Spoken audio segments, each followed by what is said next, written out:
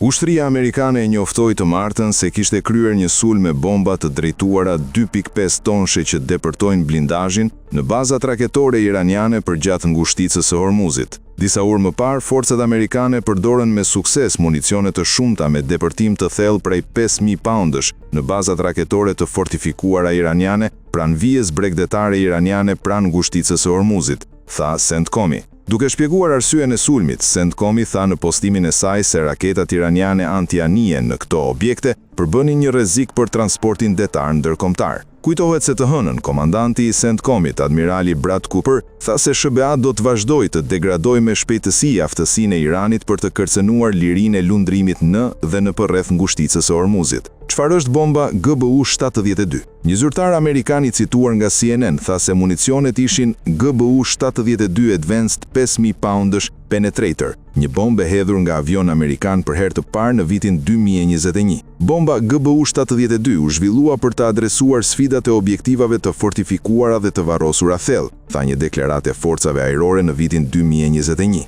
Në një video të publikuar në vitin 2023 nga baza ajrore Nellis, pilotët i përshkruajnë bombat si ndryshe nga çdo gjë që kemi tani. Ky është një sistem i udhëhequr nga GPS, jo një lazer, kështu që pavarësisht nëse bie re, qoftë me diell, qoftë me borë, do ta godas objektivin, tha në atë kohë një zyrtar i forcave ajrore amerikane. Mbyllja efektive e kësaj rrugujore, përmes të cilës kalon rreth 20% e dërgesave të naftës në botë, ka ndërprerë ndjeshëm trafikun detar dhe ka kontribuar në rritjen e çmimeve globale të naftës. Bombat e mëdha që quhen shkatërrues bunkerash, që thuhet se kushtojnë rreth $288.000 secila, janë më të pak të fuqishme se bombat prej 13.600 kg-shit që SBA-t përdorën vitin kaluar kur sulmoi 3 objektiva nëntoksore në Iran. Ndryshe nga bombat konvencionale, ato nuk janë të krijuar të shpërthejnë në ajër, në tokë apo në sipërfaqe të objektivit. Ato janë të mbështjella me çelik të rëndë dhe të fortifikuar, dhe janë krijuar për të depërtuar thellë në tokë para se të shpërthejnë.